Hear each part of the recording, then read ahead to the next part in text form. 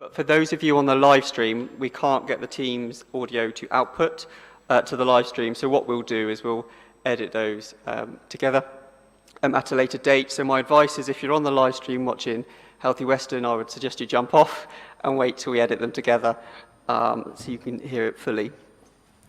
So there are no virtual hands today, apart from yours, Colin. So if you want to speak, indicate to me and I'll call you. So one of the things I want to be clear is not all councillors are here today. Some have been unable to come, some have stayed home, just because we're trying to limit the spread as best we can. So just because somebody's not here, that doesn't mean they weren't interested, they just weren't able to make it today. So I'm going to get started, if that's okay. I should have probably introduced myself as a start.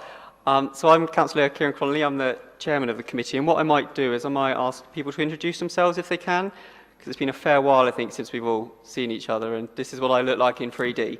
So I'm going to start on the left, because he's not watching, Andy Cole. Do you want to introduce yourself, Andy? Yes, my name's Andy Cole, and I'm a councillor from Nelsey, Golden Valley. And then I'm going to your left, so go on Hugh, and then we'll go round. Yeah, fair point, there's two Hughes. Hugh Gregor, do you want to introduce yourself? Okay, well, he's so right. We'll come back to Hugh. Sandra. Councillor Sandra Hearn. I'm from the Youngwood ward in Nailsea. The other Hugh. Hugh James, Portishead South. And I'm going to go to the back bench. Andrew Hollowood. I'm Deputy Medical Director of University Hospitals, Bristol and Weston.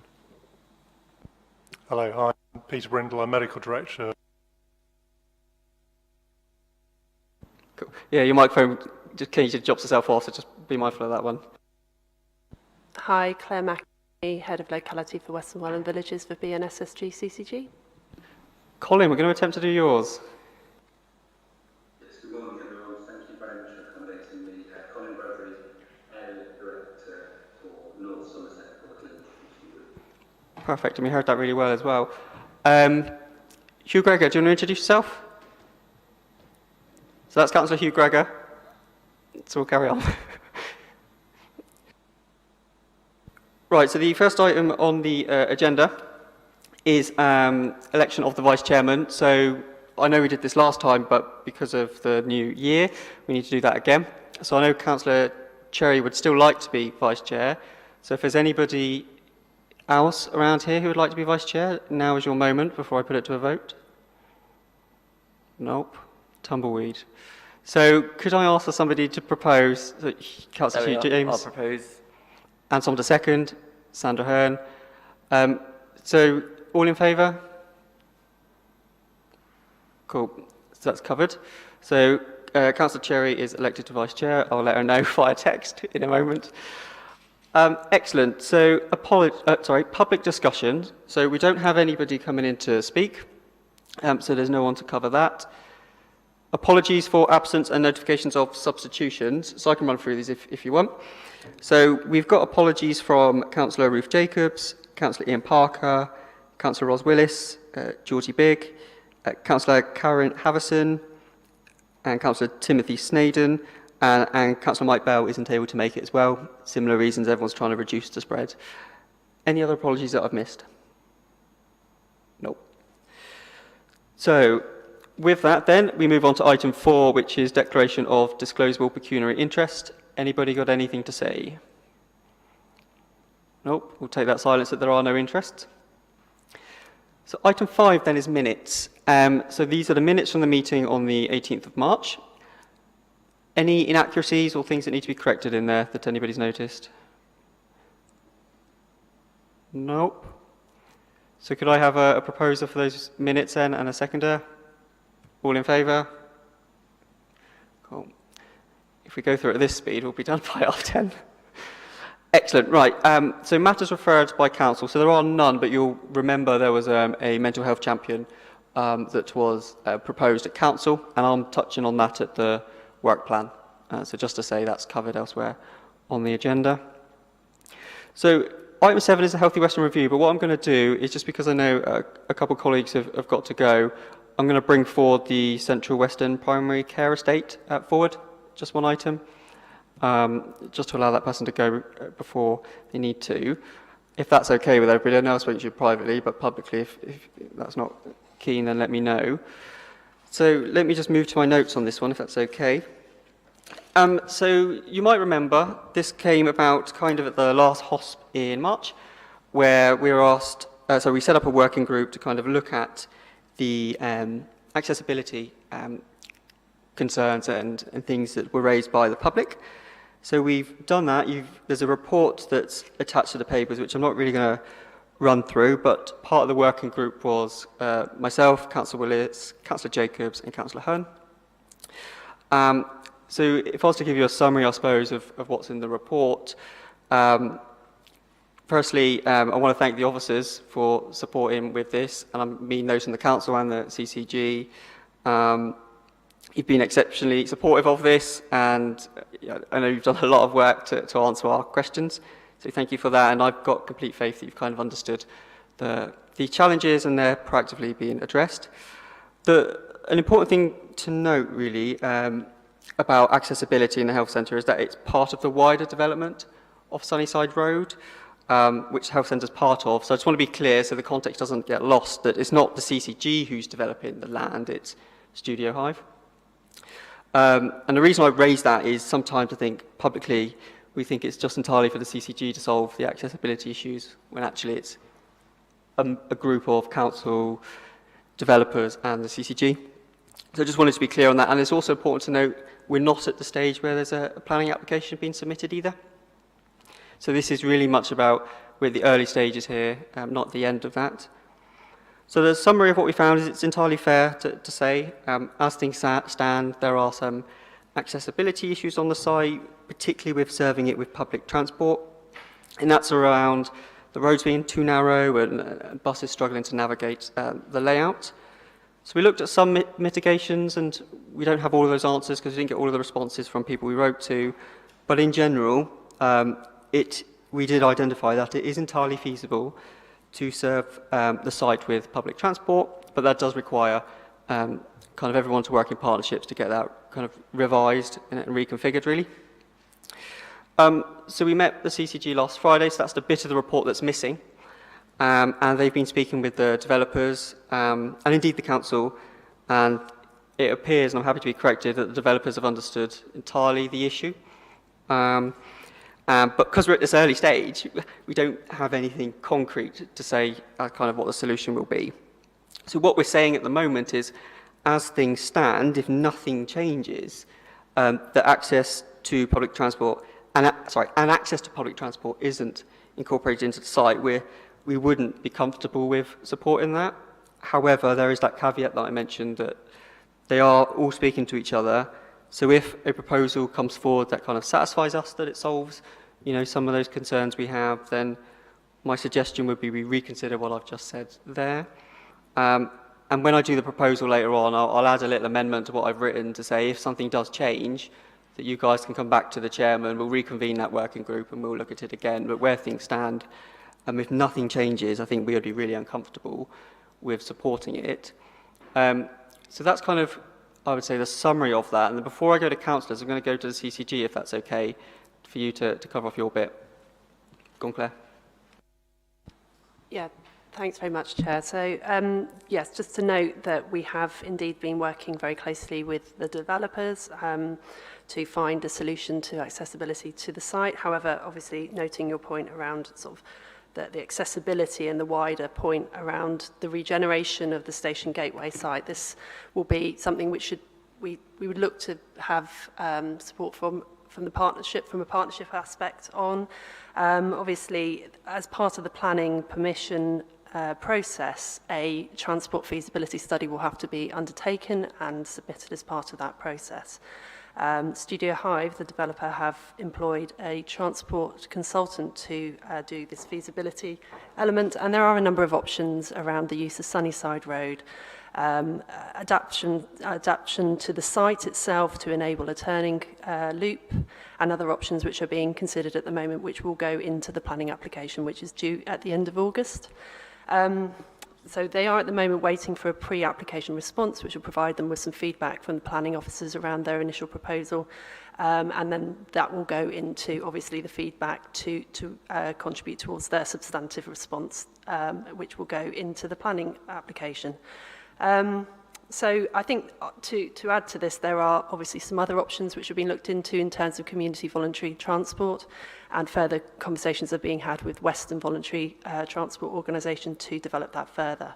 So I think what I would support your comment, Kieran, Chair, in terms of coming back to the task and finish group once these proposals have gone through planning and looking at the proposal in the round for HOSP to then consider what the proposal looks like in full at that point.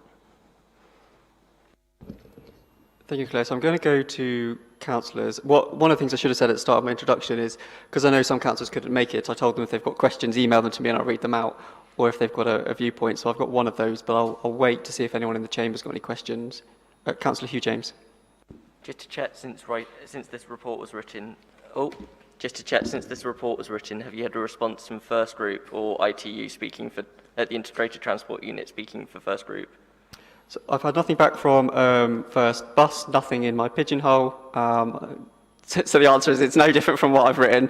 That's actually also true for the Great Western that we wrote to, so neither have had a response from them. Bro, thanks. Anybody else would like to say any comments or views on the report? Oh, sorry, go on, Colin, I saw that.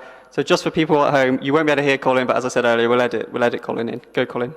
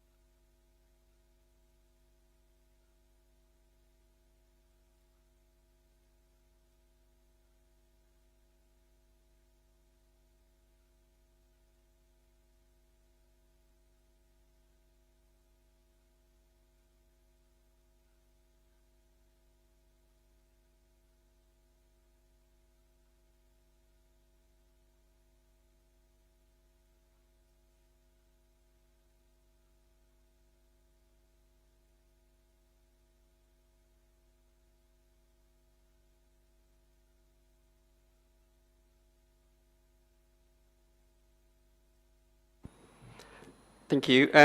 So I promised one of the councillors who was on that working group that I would say one of her comments, as I will do so. So Councillor Ruth Jacobs, who can't be here today, just wanted to be clear, when she was on that working group, that similar reasons again, she wouldn't be able to support it, and her concerns were particularly around the challenges that older, less mobile residents would have.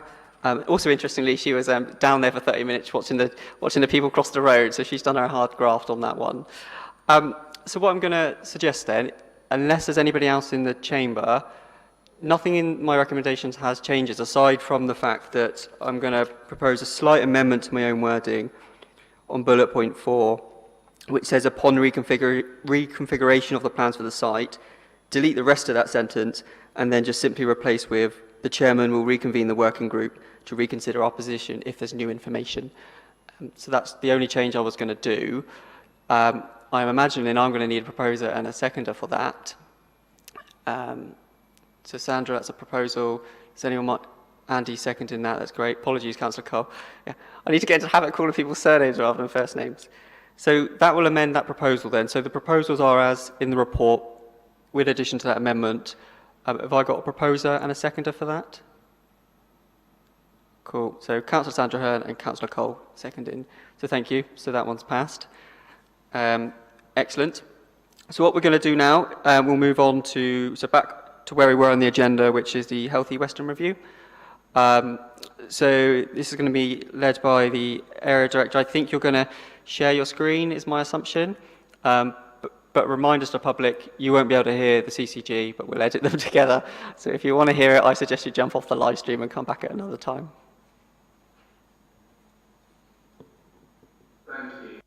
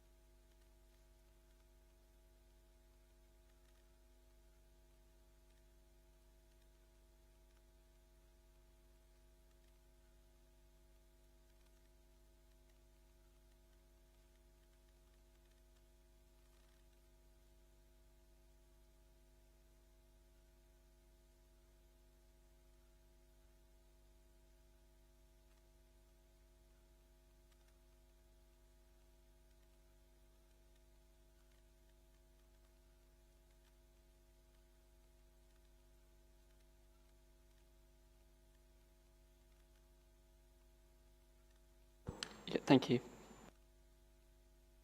Thank you, Colin. And yes, I'd like to reiterate that any future design of Western has to be about that vibrant picture. What we're going to do now is just take you through the staffing position for urgent and emergency care. Colin, your slide isn't coming up, but hopefully everybody has it in their pack. As you're aware, we were looking and asked by Council to consider whether we could go back, thank you, Colin, go back to a 24-hour-a-day, 7-day rota for ED. The staffing position in ED has remained very difficult. As you can see from the graphs on the left-hand side, the whole-time equivalents remain fairly static over the time periods described. But what we have been able to do is deploy, and literally deploy. Paul Reevely is a military ED consultant, 2 tours in Afghanistan and a few others. And he's gone in as the clinical lead into Western, providing clinical leadership, and has been able to develop one of our local clinical leaders to now become the clinical lead for ED in Western. Strengthening that has also strengthened the support and education that the junior doctors have been receiving, and we have over the past year had 2 reports from Health Education England about the quality of training in ED, which is extremely encouraging. But as I say, the staffing position, though, still remains difficult, and we are reliant on temporary staffing to cover the gaps. Another positive, however, is we have just recruited a consultant to ED in both Western and Bristol as a split site job, 50-50. As we see that those joint appointments of both organisations with an ability to rotate through them is what is going to drive the sustainability of that workforce, shared practice and development of quality. The nursing staff position remains as is. Again, it's been heavily reliant on bank and agency staff, and really follows that national picture that we're seeing in terms of the difficulty to recruit into certain lines as described there. But what we have been able to see is, I think, a stabilisation of that workforce, and as I say, through the improvements that we've seen in Health Education England quality reports, and improvement in terms of the training and education and the quality of care there provided for patients attending the ED in that 14/7 period of time. What I think this also does describe is, while there has been no problems in terms of quality of care, it also suggests that I think there's no real position to take us back to a 24/7 rota, and we are still advising that we continue with that 14/7 rota system that we have and opening hours that we have for the ED department. Thank you. Thank you, Chair. So what I might do is, I think we take questions on kind of each one of those, you know, the 1, 2, 3, 4s, we'll do it that way. So we're on number 1, the staffing position. Councillor Hugh James? There we are. Thank you, Chair. So a question from Councillor Cherry and I, which is sort of about the international staffing problems. Are there any indications whether it's more COVID, whether it's Brexit and the migration problems in the UK at the moment, or whether it's Western General Hospital's reputation that are the biggest blots for recruitment? Because obviously one of those will eventually go away, the other one's public policy, and the other one, obviously, we are trying to work to basically how changeable is this recruitment problem, and also because we're doing this joint work with Bristol, what's Bristol's recruitment like at the moment? Are they themselves really struggling, or are we attached to a slightly healthier, broken hospital, or is Bristol in a much stronger state than us?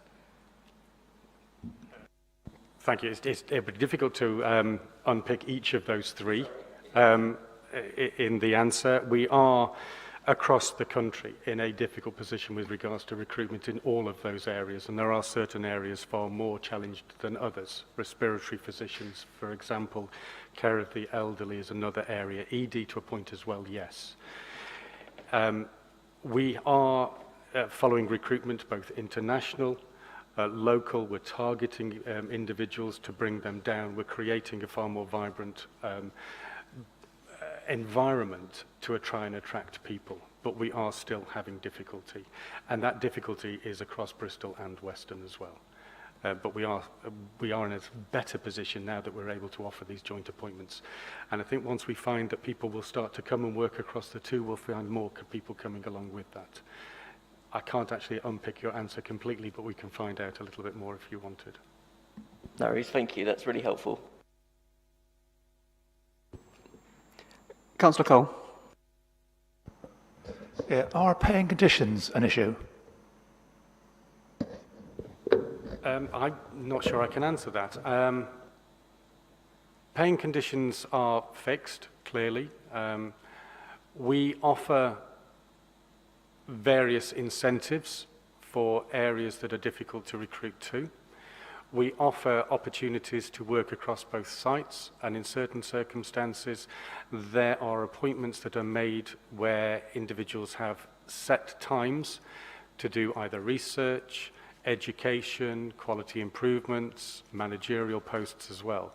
So we're trying to both attract in terms of the individual's opportunities to develop them as individuals, both at a registrar and consultant level, as well as opportunities for recruitment retention incentives as well.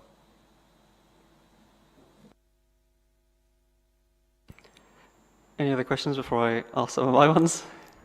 Nope, cool. I'll ask some questions and jump in if you need. So just kind of wanted to touch on a bit about the kind of the merge, if you will. So you've mentioned some joint staffing arrangements for, there's one role in particular you're talking about. I was just thinking, are there plans for wider, I suppose, shared resourcing? I'm thinking of nursing, particularly, which seems to be a challenge according to the slides. It's almost like a commitment, isn't it, to a whole hospital approach rather than two separate sites that are seen as two separate hospitals. What are your thoughts and plans on those? Yes, entirely. So as we've described, the integration process to bring these two hospitals together is part and parcel of taking individual services, so ED becoming one ED department spread across two campus sites, single clinical lead, single processes, and an opportunity for individuals to move between the two areas in order to deliver the care. We have seen in certain areas, so while I think Colin has said the integration hasn't gone as quickly as one would want because of the pandemic and issues that we faced, we have seen significant successes in other areas. So ITU, for example, has 4 consultants who work across both sites at the moment in time to stabilise those services.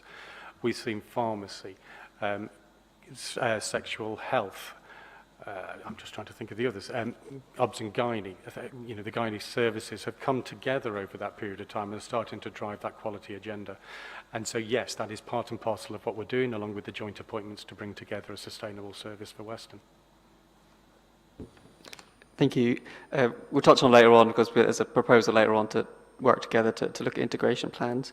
The only other question I was going to mention here is a bit about the longer term ambitions. I know it's the next step, but I might ask it now. What, to you, Andy, what does that look like? What is the feeling from your side of what a long term vision for the hospital is? It has to be as described. It has to be that vibrant, dynamic hospital that suits the population of Weston. It has to be part and parcel that is built together with primary, community, secondary care services to secure a sustainable position for Weston. That's what it has to be. What it ultimately looks like in 10 years' time, I think, is difficult to say, but it has to focus around the population. It has to focus around the frail, the elderly. It has to have an acute service, and it has to deliver care for Weston. It has to be exciting. It has to be vibrant. We have to be able to encourage people, and I don't know whether anybody's seen the various videos that we are doing with regards to the recruitment and retention for staff around nursing care. What is it that people are going to be attracted to come to Weston for? And that dynamic, that hospital that sits at the heart of a community, that sits close to where we are in such a, on a day like today, a lovely place to be, is what we should be attracting people for. Yeah, absolutely. There aren't many places you can save lives by the sea. It's kind of how I would describe it. You can put that in a video. So I suppose the thing that worries me, and I know that worries the public and indeed councillors, is we'll be back here in 5 years' time talking about downgrading a hospital further. It's like, so what reassurances are there about, like, the only way for Western now is up, in effect? So we're not talking about downgrading anything. What we're talking about is making Western an exciting place to come and work and live. It's about delivering care for patients in Western and about delivering healthcare. And that's got to be an exciting model. What we can't have is a position where staffing is difficult. And as Councillors described, reputation came out as that word that we have to avoid. The reputation for Western has to be a place to come and be excited about living and working. And we have to change that. So, whatever we do, we have to move forward. And I think we've got to start and be responsive about where we talk, because we should not be talking about downgrading a unit at all. We should be talking about an exciting new model. Just like to add that I think the vision is that we will be seeing more and more patients at Western over the years. So rather than downgrading in terms of less and less people going there, we're expecting it to be busier with more higher turnover, maybe a different mix of patients, but generally an increased number of people being served by Western Hospital, far from any sign of downgrading. Perfect, thank you. Any other councillors? So yeah, I agree. It needs a strong, big vision to get loads of people to. It's the place you want to work at, and that will help solve some of these challenges. So I'm going to suggest we move to slide 2, which is obviously progress in recruiting to primary care staff at the front door.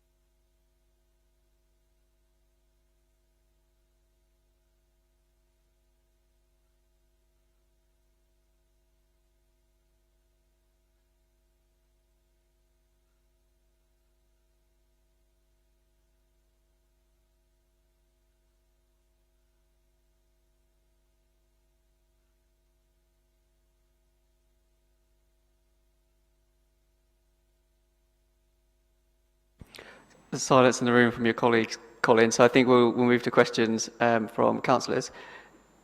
Any questions at all from councillors? I have one from Councillor Parker who dropped me an email, so I'll do his then whilst anybody else. So obviously Councillor Parker can't be here, so he wanted to say he was interested to read about the GP with special interest in frailty, who was seconded for the 8 weeks. So he really applauds the initiative and having, as people probably know, some personal involvement with a local care home. He knows the attempts by good doctors would be very welcome. So he's got 3 questions on that, which is how successful was it? If it was a success, is there any reason why it can't be continued? And then how were the care homes selected? Because he knows from a couple he's spoken to, they weren't aware about it.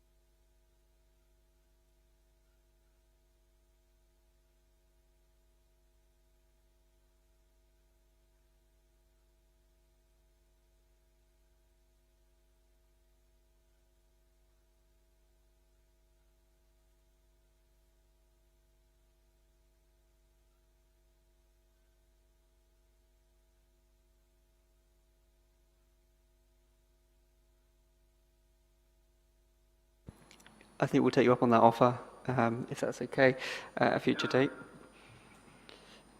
Any other councillors with questions on this slide? The only one from myself was around, it's actually similar to slide 1. We know recruiting, say, GPs is quite a struggle. I suppose it's the confidence around finding GPs to do that. How confident are you? Is this a tough gig like we were talking about the nurses? Are we in similar challenges here?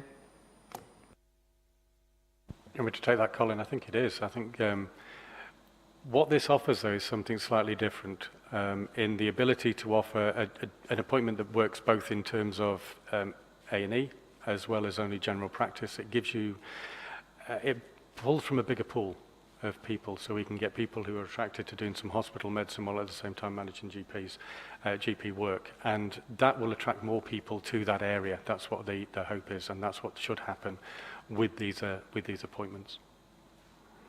And it's a closer working relationship. The thing that we're trying to do here is break down these walls, break down the barriers, break down that front door, so it no longer looks like a primary secondary care interface. It's one. And if we can get people working both inside and outside, we'll get freer passage of patients through and a greater ability to get patients back out, and the ability for them to be looked after in their local environment, in their homes, etc., through that support and that working practice. Perfect, thank you. So in that case, there's no other questions. So if we move to point 3, which is evaluation of the mental health community crisis.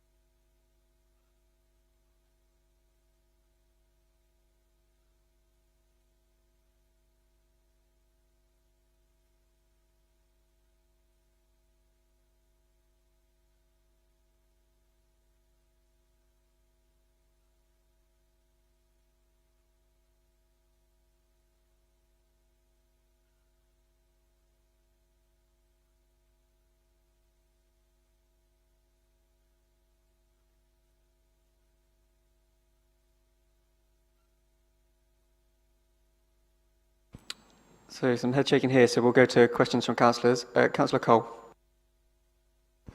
Thank you, Chairman. The number of supported patients in North Somerset and South Gloucestershire, there's quite a contrast between the two figures, 179 in North Somerset and only 67 in South Gloss. Any particular reasons for those figures being so different? Yes, I think so.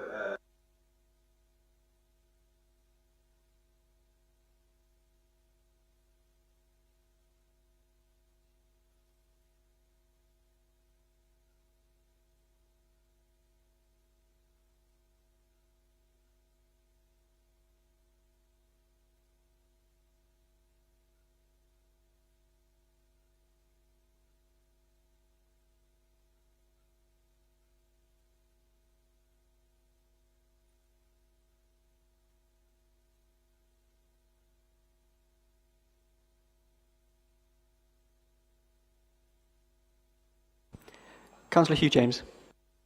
Again, another question from myself and Councillor Cherry, really. She was, well, we were both really glad to hear about the successful redeployment of the Safe Haven team, but we were concerned with the NHS digital stats on young people with mental health problems, and was worried that they might be, really missing from all this. So I know we're doing different work in our work plan on CAMS, but we were just concerned that young people might be missed during this crisis, because mental health wasn't exactly rosy pre-pandemic, and at the moment stats are particularly high. So just wanted some reassurances that that's also, they're also part of a crisis response at the moment.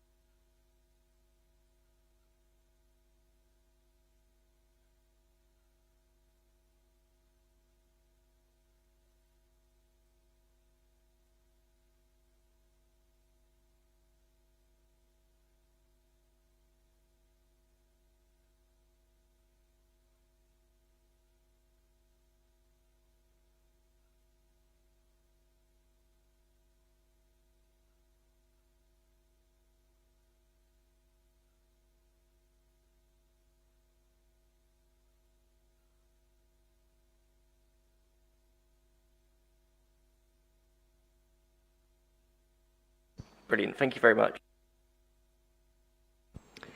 Just a question from me. So obviously it's kind of a story of two halves, isn't it? They've done incredibly well to operationalise. They've gone from telephone and then converted to face-to-face. So absolute credit to all staff in that. So what we know, I think, but a lot of research is telling us, is we're going to have an explosion of mental health difficulties and crises over the next couple of years because of the pandemic, and that worries me. So I suppose what role do we see Safe Haven Centre in that? Are we just, in the next years, we'll see an expansion of this? What are the thoughts there about how we deal with mental health crisis going forwards?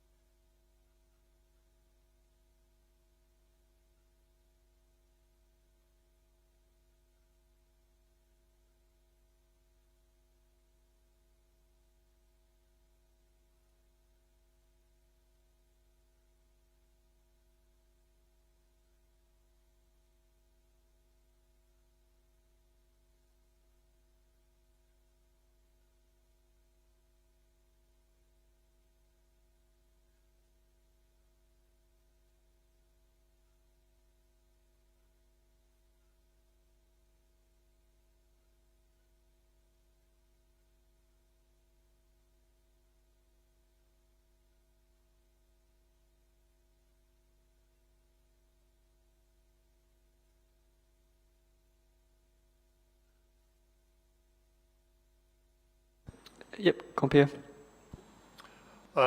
Just want to add that, of course, this is a national issue being recognised by our National Health.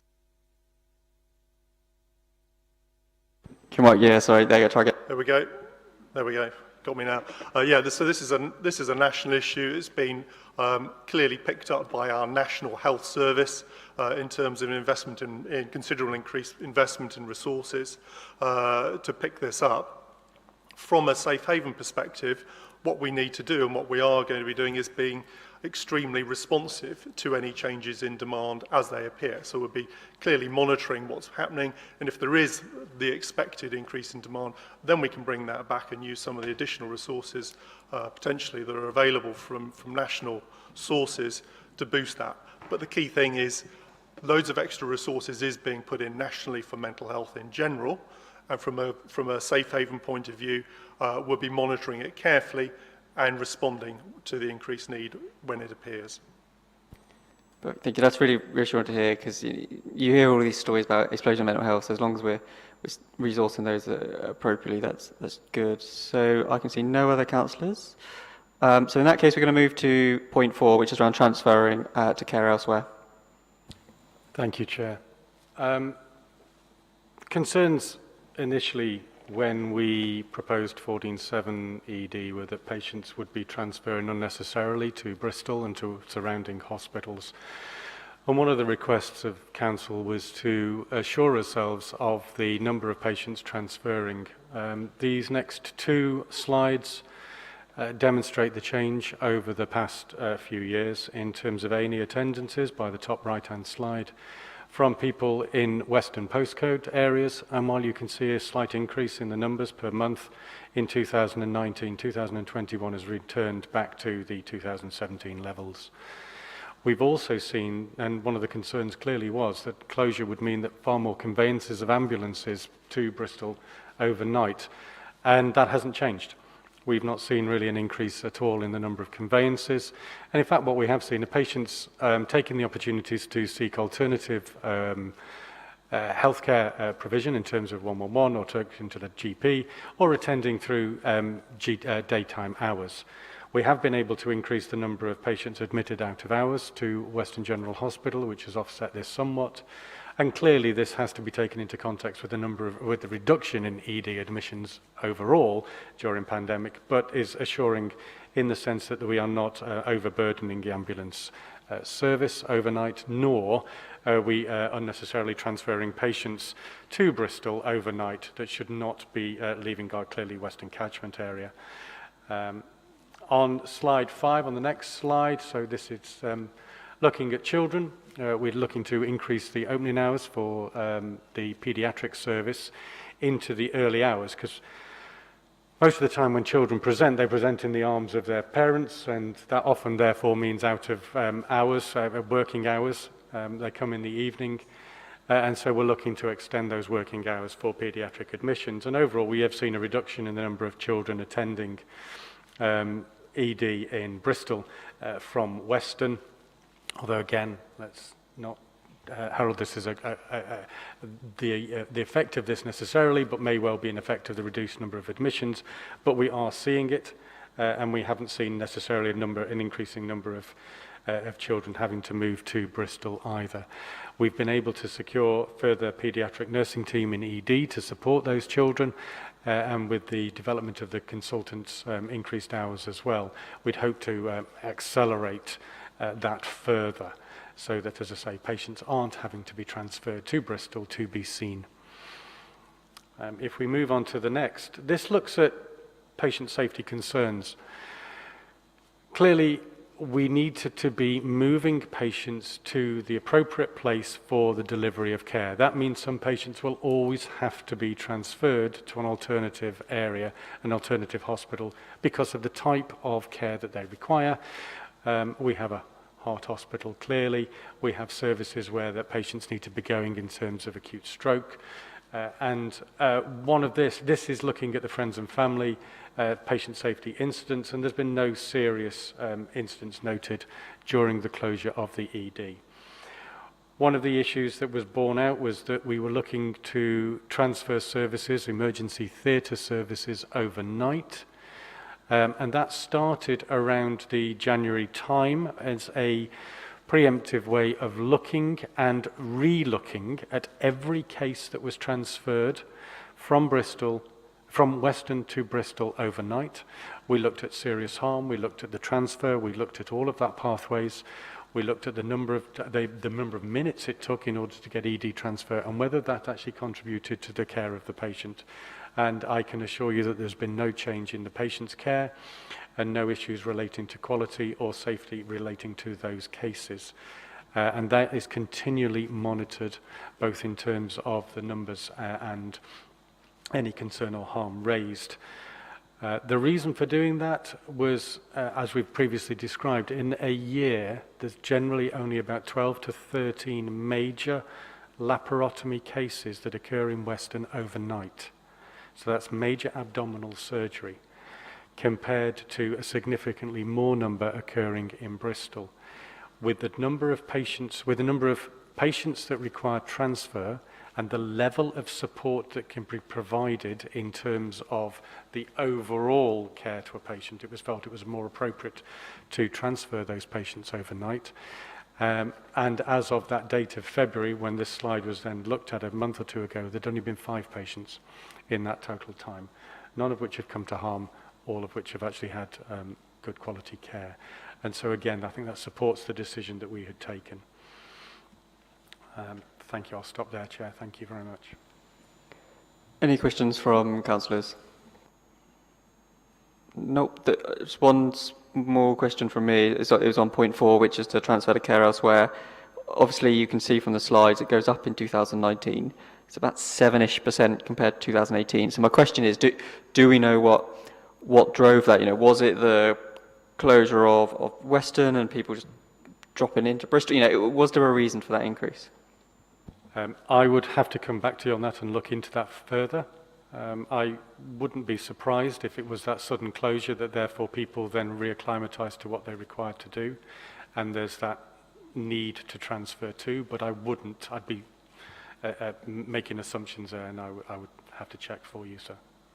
That's fine. I'd always rather an accurate answer than one that's on the spot, so that's fine. Any other councillors then before we move on to the next bit, which I think is summary and next steps, I think?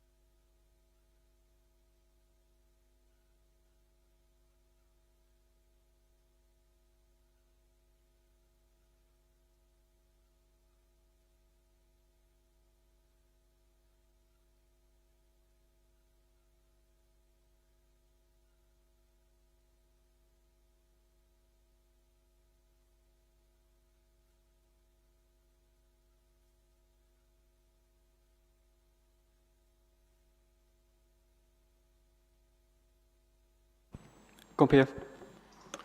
Yeah, I just want to add that these changes, because we are uncertain about what they might look like, have been extremely carefully evaluated, and the data presented today in summary form, I think, gives us really strong assurance that it's had no significant impact on other parts of our healthcare system, and no clinical concerns have been raised at all, which is extremely reassuring.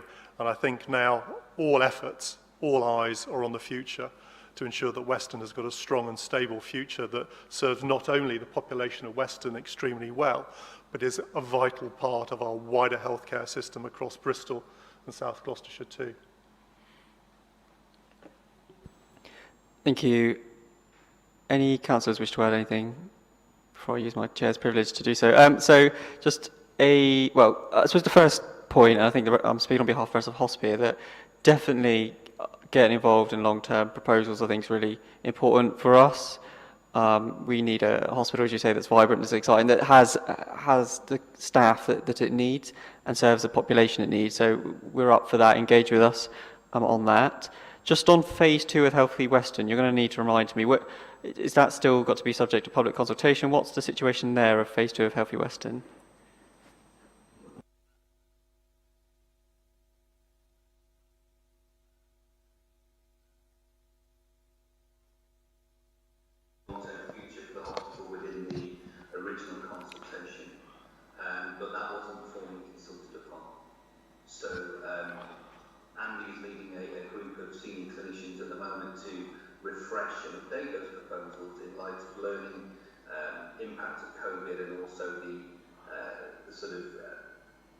benefit of having run the site now for over a year in terms of what might be best able to meet that population need. So of course, if there are any significant service change, we'll follow the guidance in terms of consultation. Thank you. Councillor Hugh Gregor. Thank you very much. And thank you for all the hard work that's going on to produce these sort of results. My main point was we must remind ourselves that the recovery period from people who've caught COVID is going to be a burden for years and years and years, far longer than people realise, I think. Did one of you want to pick that up? Peter? Yeah, absolutely. And again, this is another thing that thankfully has been well recognised at a national level.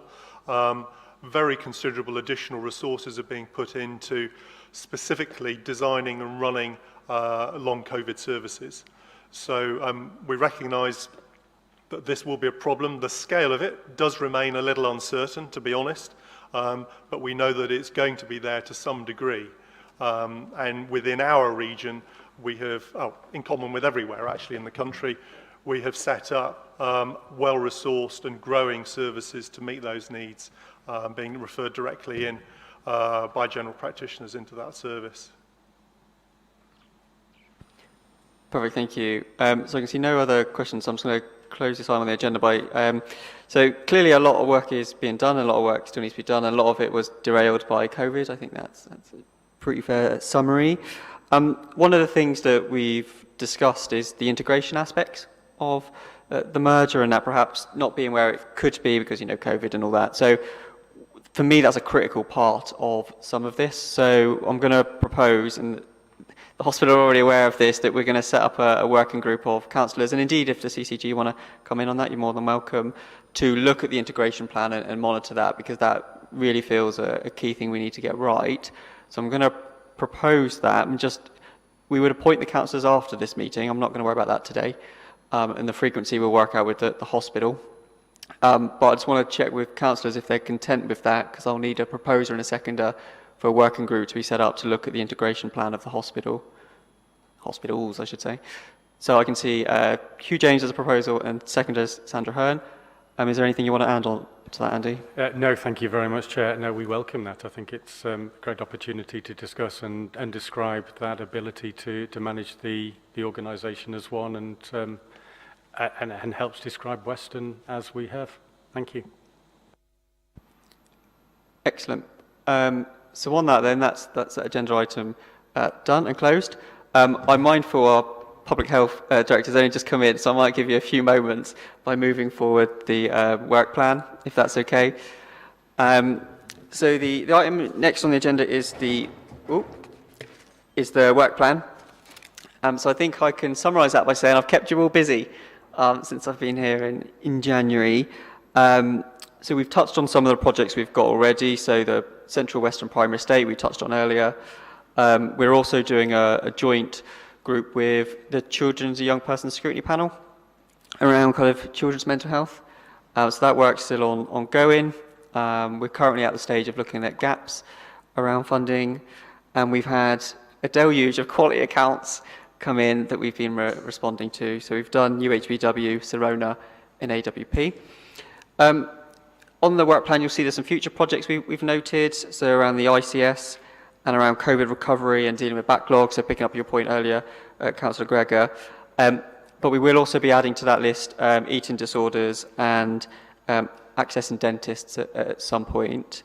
So is there any future projects that aren't covered that councillors would like to see covered, or anything like that?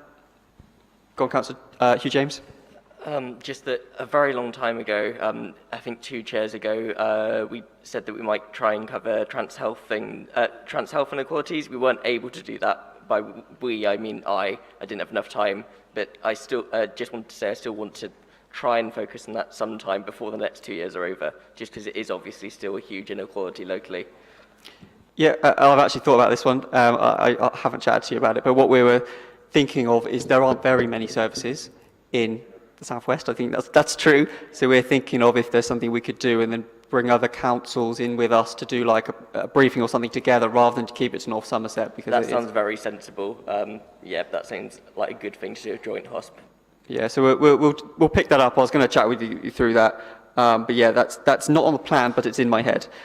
The other stuff just to be aware of is October's hosp is currently looking like we'll do something around winter pressures, long COVID, sexual health services. I know that's been on the list for a while. Cancer services, and there's a stroke program running probably with the joint hosp. So that's what it's looking like going forward. So any other comments on that? Nope. In that case, tell a lie, I've got the mental health champion. I can't forget that. So you might remember full council. There was a motion from Councillor Caritas Charles around a councillor being nominated for the mental health champion. So I asked 4 people to come forwards, and I've had 1 person come forwards, which is Councillor Mike Solomon. I've had a chat with him on the phone. He's all up for it. He understands the role. Our role on HOSP is just to actually recommend to group leaders to appoint somebody for that mental health champion. Unless there's anybody else in this room who wishes to put themselves forward for it, I'm going to propose we put forward Councillor Mike Solomon, if I can have a seconder. Very happy to second that. Okay, Councillor Hugh James. So a quick vote then. Are we all content with that? Show your hands. Cool, that's unanimous. So I'll do what I need to do to get it to where it needs to go, but Councillor Mike Solomon will be put forward for the mental health champion. So that's that done. So we're now going to do what now I think will be the final item of the agenda, which is around the health and wellbeing strategy. So I'm going to hand over to our Director of Public Health. Thank you very much, Chair, and apologies everyone for being late. I was actually running a session with our own staff around health and wellbeing strategy, so it's a nice kind of theme of this morning. So despite COVID and all of the noise around COVID, we are trying to think long term about health and wellbeing. So I'm very pleased to be able to present to you now what is almost at the version of a published strategy, which will be published later this month. What I'm going to do is just run through a few slides to explain how we've got to this point and what our intentions are going forward, if that's okay, and then very happy to take questions as we go along or at the end, if that's useful. So very briefly, the strategy itself is a 3-year strategy. What we're trying to do is to create a space where we have a shared vision and some clear ambitions for improving health and wellbeing, and importantly, reducing health inequalities as well as one of the Council's key ambitions and a stated ambition of our colleagues in the health service as well. We've got some key principles that underpin that approach, and we have some themes that enable us to take that forward in a structured way. We've also built this strategy to give some assurance to councillors that there's been a good analysis of health need in North Somerset, both health need and wellbeing potential. and also working with a number of different organisations to make sure that we've engaged widely to try and make sure that's reflective of the lived experience of people in North Somerset. We've also said something about a bit of the governance, of which this group will be a really important part in terms of making sure we're getting the right outcomes. And we're working through, we have an initial action plan within the strategy, but there will be more detailed work over the next 2 or 3 months to provide a much more detailed roadmap for the Health and Wellbeing Board as the overall sponsor of this particular strategy. So, just going through, we've spoken to the Health and Wellbeing Board early this month. We speak to yourselves today. We've also done a round of final reflections within the authority and with some of our health colleagues as well at the Integrated Care Partnership meetings, but also with our, for example, our leadership development team this morning. We picked up another few comments and suggestions which were very helpful. So we'll publish by the end of this month, and that will be formally received by the Health and Wellbeing Board at its next meeting in October. And they will oversee the ongoing monitoring of how those outcomes are being delivered, and indeed that would be a sort of a keeping the score report that could be shared with this panel as well, so you can see how things are progressing. It's also fair to say that we're not trying to launch a strategy that sits on a shelf. We will be doing an annual refresh of the action plan to make sure that we're taking advantage of any new opportunities, but also being reflective of new and emerging issues that might be coming through in terms of population need. In terms of the sort of a schematic showing you in terms of the Health and Wellbeing Board, taking leadership around the strategy, but working very closely for us with both the broader council and this panel. We're linking into the health and care system around the integrated care system there with Healthier Together, and across the 3 health and wellbeing boards we're trying to do as much as we can in a collaborative way with our colleagues in Bristol and South Gloucestershire, because a lot of the system that they work in is very similar. We want to reflect local needs, but we want to do things together where we can.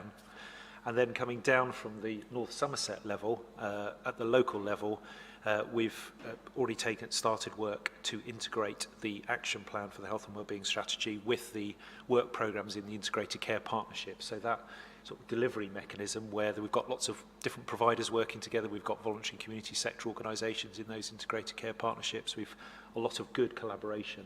We'll make sure that the ambitions are played through in those plans as well, so that there's a good overall narrative for North Somerset. In terms of how we've built the strategy, so this is just a selection, but it's not everything that we looked at, but it's something giving you some assurance that we did a good analysis of health needs in terms of what were the key drivers for poor health or for premature mortality for people. And you can see on the left-hand side there for men and women, some of the key drivers are around things like circulatory disease, cancer, respiratory conditions, and indeed mental and behavioural issues, quite a significant issue as well. The bit in the middle is burden of disease, so that's the global study which tries to pick out what the key conditions that drive premature morbidity, so people living with long-term conditions, which impacts the quality of their life, as well as then leading on to, unfortunately, premature death. And the picture on the right-hand side is just a quick illustration of the geographic variation within North Somerset, so the concentration of some inequalities in some of our communities. So all of that data is the underpinning story behind what's in the strategy, as is the conversations that we've had. Now, this was done during the time of the pandemic, so it possibly made it a less engaging process than we would have liked, but with the prospect of an annual refresh event, we can hopefully, by the time that comes around, be in a position where we can do more of that face-to-face conversation. But within this, we had surveys, we had meetings with different stakeholders, we had the comment at this panel back in February about looking for more engagement of young people, which we did. We worked with the college and we had some really good conversations with young people, picking up on some of their ambitions for better health and wellbeing. Different service users, the town and parish councils, and different sort of voluntary community sector forums as well, so that we were trying to get a good reflection on people's feelings about what was important and what we should concentrate on. Because the aim was to try and create a sort of a reasonable number of focused objectives that we could try and see some real progress on. So that's a bit of assurance around the process that we use. In terms of the priorities, and a lot of these, I suppose, are quite similar to things that have come up before, but possibly have even been amplified, particularly during the pandemic. So issues around mental health and well-being being seen as very important, including social isolation and loneliness. How do we keep people connected to other people as a fundamental building block of a happy and healthy life? Lots of ambition to see more change around physical activity, particularly everyday physical activity, things like active travel and everyday play for children. Issues around healthy diet, including food poverty, so not just about eating better, but actually making sure there's decent food for people to have in the first place, and enough to keep people healthy. And strong links as well around climate emergency, and lots of people thinking that could be a great mechanism, because some people may be less motivated by individual health issues, but they might be strongly motivated by wanting to do something to protect the environment, for example, around physical activity or changes in food patterns, for example, eating more fruit and veg as opposed to meat.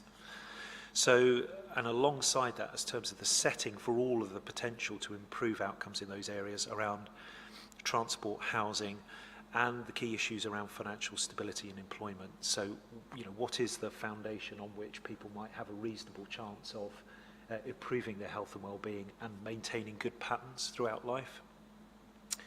All of that has fed into a few key points around people were very sort of ambitious about our ability to try and do more around prevention and early intervention. Something about being really sensitive to community-based approaches, so understanding the needs within individual communities and allowing flexibility for those opportunities to be developed by the community, because much more likely they'll be sustainable that way. And also something about our accessibility of services, so making sure things are in the right place at the right time, in the right method, if you like, for it to be a fair ask of people to possibly then think about how they could do more to keep themselves healthy and well, or address an issue at an early stage. So some of those things are around thinking about the service availability, thinking about that social model of change, so not seeing this as a medical issue, but how do we work with our colleagues, our friends, our community to become healthier and happier in that process. Very much around strengths base, and I suppose the experience of the pandemic and the amazing response we've had from the voluntary community sector, it shows the huge potential there is to continue to use that for good health and well-being activities, which I know those organisations are very committed to. Strong focus on outdoor spaces, and not just as a COVID protection measure, but actually as a natural way in which we enhance our well-being. Lots of people connected with nature more, potentially in the pandemic, particularly in the first wave, where it was more in the summertime as opposed to the winter one. But people like that idea of being outside more. Lots around settings, so we've got good links already around our children's centres and early years providers. Can we do more with schools? And the answer is yes, and we're going to look to try and develop that. We're also looking to develop a workplace health programme through the action plan as well. So how can we reach out more into that world to keep people happy and healthy in the working age part of their life? Obviously about trying to provide people with the right information so they've got good knowledge and understanding, and every contact counts. So every health professional, actually every council officer who is in different situations, in our social care teams, even our street wardens, whoever they might be, they will notice things, and if we give them the right skills and the right opportunities, then that could be a health enhancing interaction with somebody. So briefly in terms of the vision, it's about trying to empower people to optimize their health and well-being, and it is that emphasis on a long and a happy, productive life. So it's thinking about the quality of life, not just measuring it in terms of numbers of years lived, although that is an important measure in its own right, and setting it very much in thriving communities, and doing that in a way that reduces the inequalities in health, so that we do more in those areas that might need extra support. And that creates our three themes around prevention, early intervention, and thriving communities.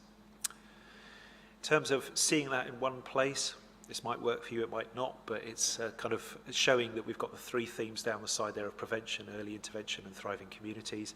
And across the top, what we have is our three stages of life. So it's thinking about every opportunity throughout life. And we've structured the action plan so that we can think about, if you like, children and young people, working age adults and then older adults, and what are the different types of interventions you might want to offer in those 3 life stages.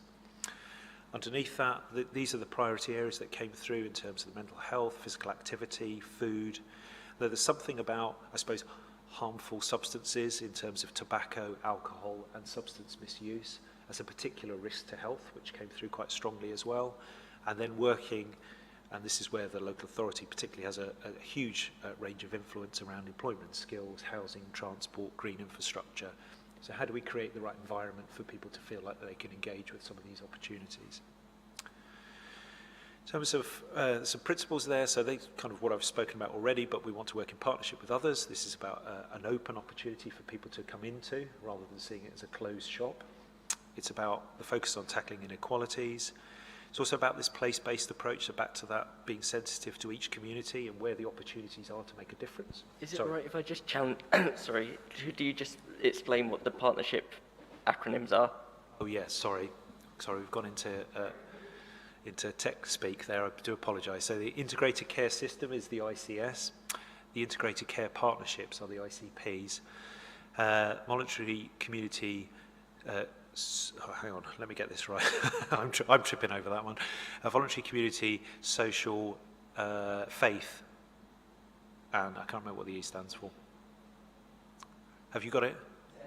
Education, I think it might be education. So it's that broader community engagement, so apologies on that for going straight into speak that I couldn't even translate for myself, so there's a learning point for me. Thank you. So yeah, just go back to the inequalities bit. So that's about thinking the different ways we can do that. We can do that at a civic level in terms of, particularly at the council, in terms of policy and approach. We have the essential bit of community interaction and where things actually land and people make sense of them. And then we have a whole range of services, whether they're council either provided or commissioned services or NHS services or other interventions, where we want to try and coordinate those so they make sense for people. I've spoken about the life course perspective. We certainly want to always be thinking about looking at the data, looking at the insights of what matters to people, and the learning we've had through the COVID response, which I think we've built into some of the ways of working in the strategy and the action plan.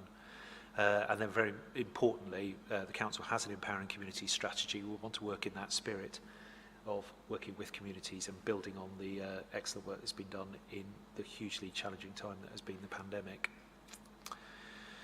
So what that translates into is, in terms of the action plan, what we'll have is the themes there: prevention, early intervention and thriving communities. We've then got the health and wellbeing themes. So for example, things like physical activity or food.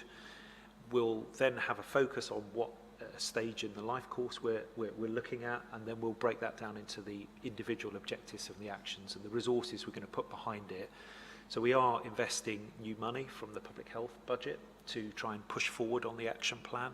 We're also connecting in with others. So for example, one of our action areas is around extending our health trainer service, and we're collaborating with our colleagues in peer health to be able to do that. They have some funding opportunities, so rather than do something separate, we're trying to integrate and have one service that could serve the needs of some of our more vulnerable people, particularly in Weston-super-Mare and the surrounding area. So that's an example. So we'll work our way through all of that in terms of the detailed action plan. And I suppose then it's just really to get some feedback from the panel now, if that's okay, around the approach we've taken, whether you feel comfortable with that, whether there's anything more you'd like to know more about or more emphasis we could put, and then we could feed that into the development of that action plan, and then obviously that will be fed back to you so you can reflect on that, and the ongoing monitoring will be an important part of the process. Is that okay? Yep. Thanks, Matt. So I've caught Councillor Hearn's hand. Anybody else? And then Councillor Hugh James. So Councillor Hearn. Thank you, Chair. It was a statistic that was up on one of the early charts where you had different things to do with split male and female. And I noticed male deaths under 28 days at 3.3%, but I didn't see anything for females. Now, when my children were small, we heard an awful lot of stuff to do with cot death and what have you.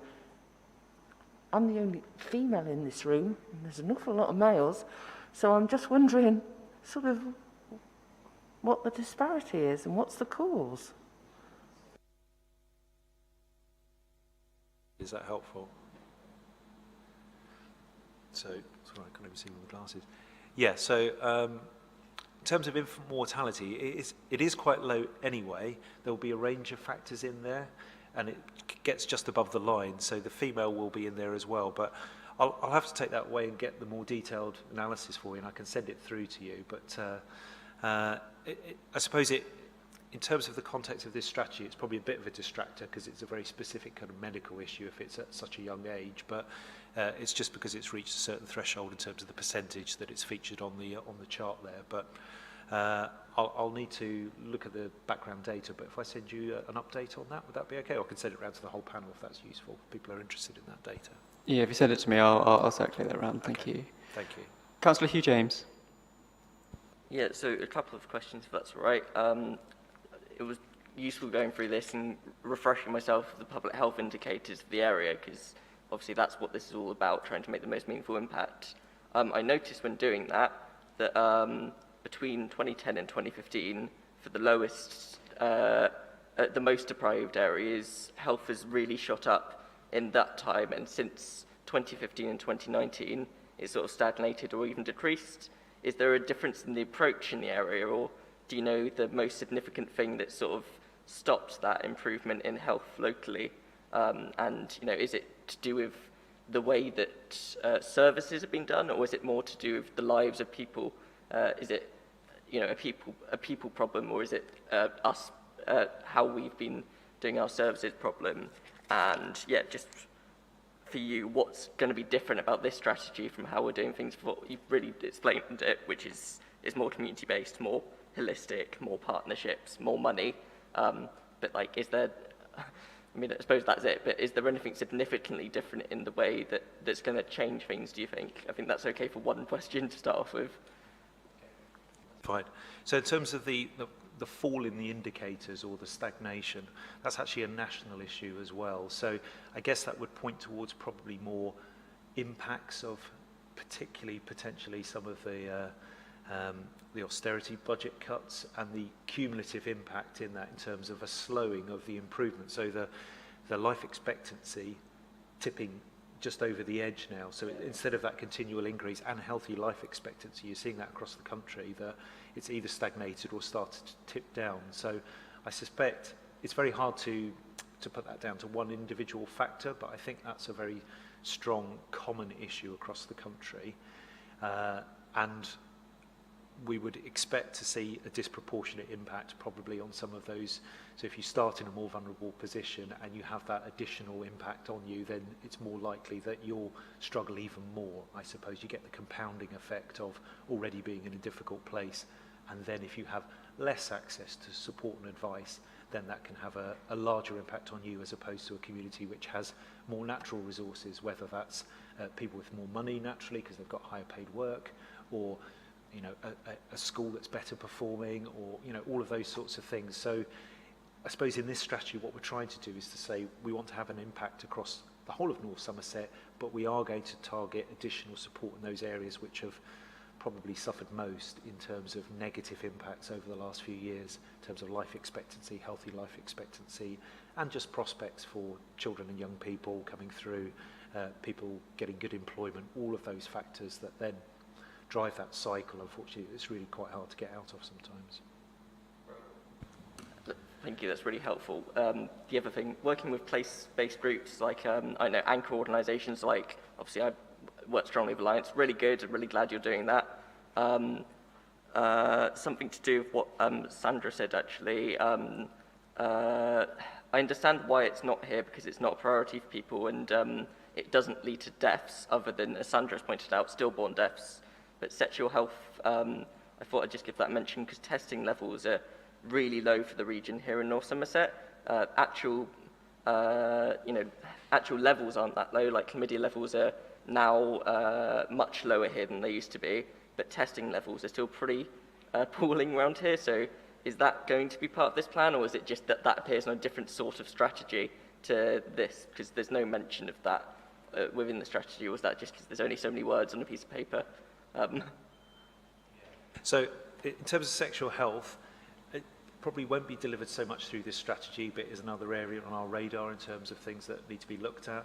And I suppose one of the challenges we have as well at the moment, not just, so it's access to testing. One of the budgets which has been impacted by the reduction in grant to local authorities has been sexual health services as one of our main commission services. It's also impacted on our substance misuse and our children's budgets as well as our 3 main commission services. So we will be looking at that again, and particularly because of the disruptive impact of COVID, some of the services we would have liked more of to be available in the community, particularly around GP surgeries and pharmacies, have also been interrupted by people's access to services. Some have stayed relatively high, so things like long-acting reversible contraception has stayed, but wider sexual health work in terms of testing and preventative messages and all of those sorts of things are less effective now. So I suppose what I'd say is it's probably not so much in this strategy, but we are looking at that at the moment alongside our colleagues in Bristol and South Gloucestershire, because we've commissioned a lot of those services together. But there needs to be a rethink in terms of how we can do better in that space too, because I agree with you, it's a worrying area because it can have long-term health impacts if it's not addressed properly. Brilliant, and we're looking at that more in October, I suppose. The final thing, if it's all right, is just where will make the most meaningful difference? Because I've looked at the area indicators, and for example, here tobacco use is the lowest it is in, if not the country, at least the southwest. So we know that putting more money in that might not be the most effective thing for improving health outcomes. Do you know where you get the most bang for your buck in terms of putting more concentration? Yeah, so you can look at it different ways, and I suppose it depends on which group you're looking at in any one circumstance, but tobacco is still really important. So if you can get someone to stop smoking, huge impact on their health and well-being. You can also think about, particularly if that's an adult with children, the impact on the health and well-being of the wider family as well, so you get a collective huge impact. I think the other area which is strong in this strategy as well, so that's in there, it's not one of the headline figures, but it's something we'll continue to work on. One of the other areas which is in there is physical activity and food. So actually, in terms of the impact of obesity as a pandemic, all of its own, if you like, in terms of impact on our population, the more that we can do.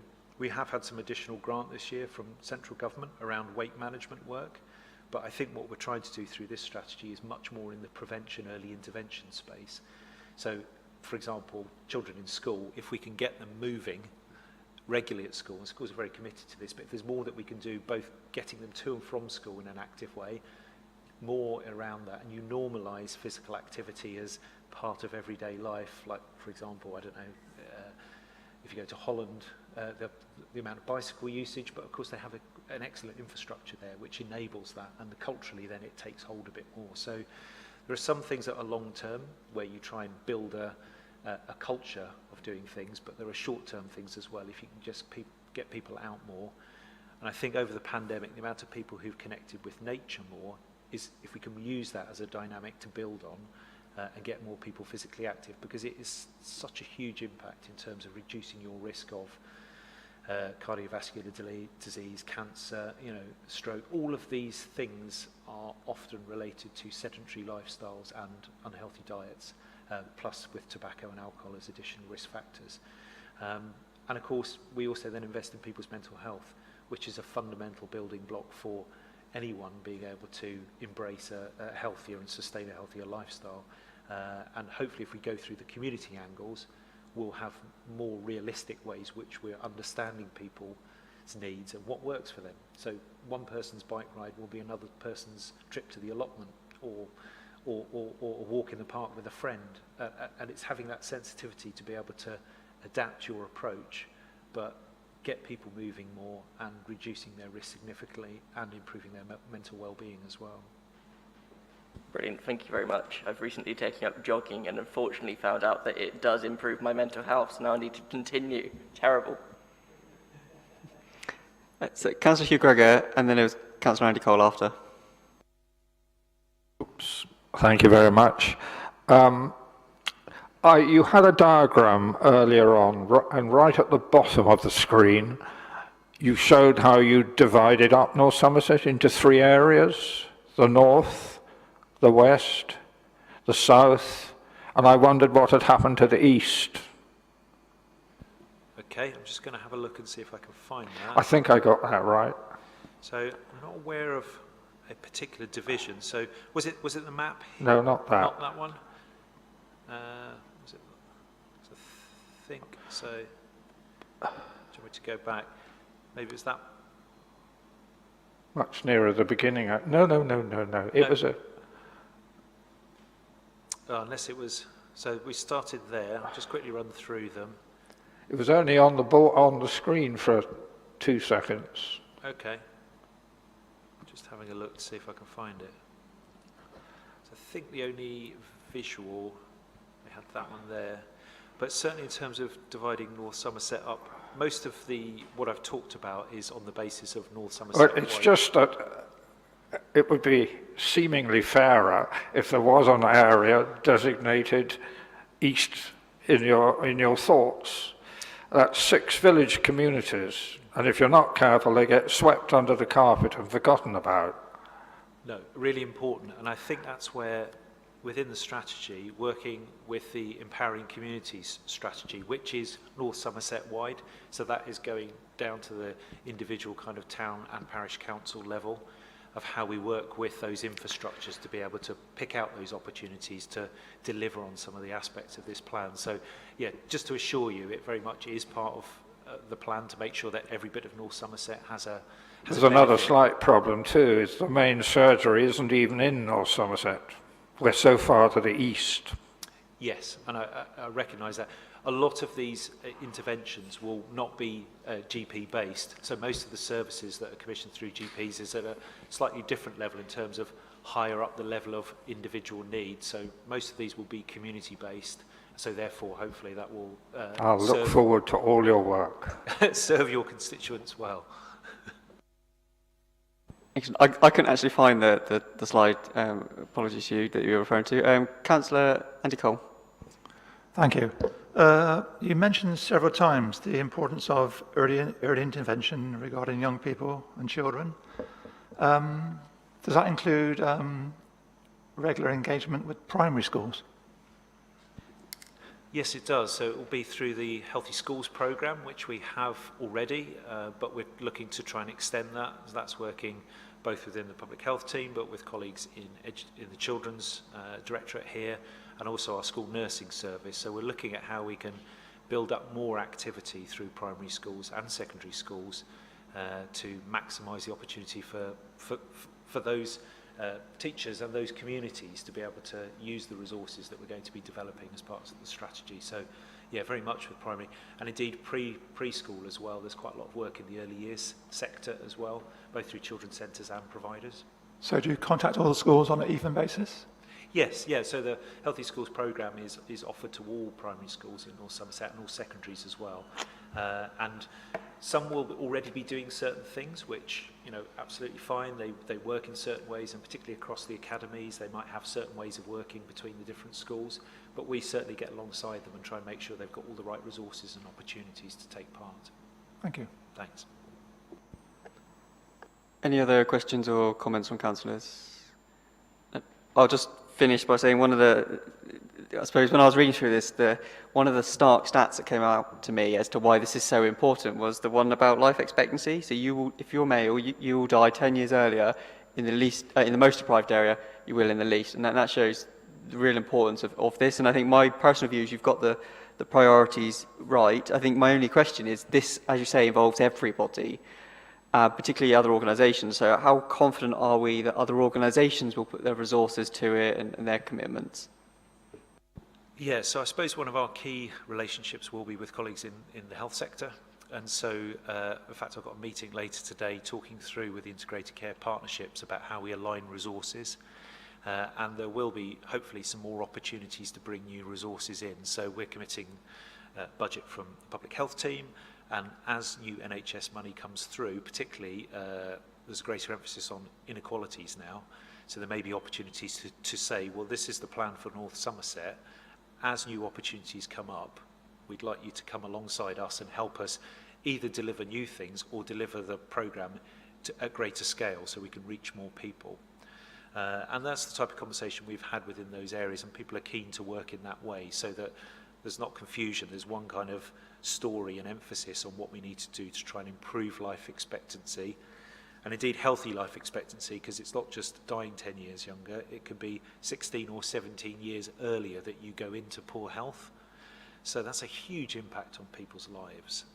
And you know, everything we can do together to reverse that type of dynamic not only improves the outcomes for those individuals, but it actually helps our organisations, because it will reduce pressure on the services, the types of acute services that are obviously under extreme pressure at the moment. So hopefully it's in everyone's interest, both kind of morally and kind of service-wise. It makes sense to go to as much prevention and early intervention as we can. Perfect, thank you. So obviously you don't need endorsement or approval, because obviously it's health and wellbeing board that this goes to, but I kind of would like to show hospice an endorsement if that's okay. So my recommendation would be that hospice entirely supports your strategy, and I'll be looking for a proposer in a second. Well, I'm proposing, aren't I? So I'm looking for a seconder, which counts as a huge aim. So is everyone in favour that, you know, we think broadly that this strategy is right? Show me your hands. Cool. That's everybody, so it's unanimous. So thank you for that, Matt. Thank you, Chair. So that, unless I've missed an item of the agenda, does bring us to the end of this meeting. So firstly, thank you all for contributing today. For those of you watching on the live stream, apologies for the tech gremlins, but we will try, and I'll give you a politician's promise, which means you can't rely on it. We will try and put these together, the teams we had here and the live stream. If we can't, apologies in advance. I am a politician after all, so you can't always trust what I say. So with that then, there will be minutes out at next time, so you can pick those up if we're not able to merge the two things together. So thank you all. We'll see you next time. I think we can probably close the live stream now.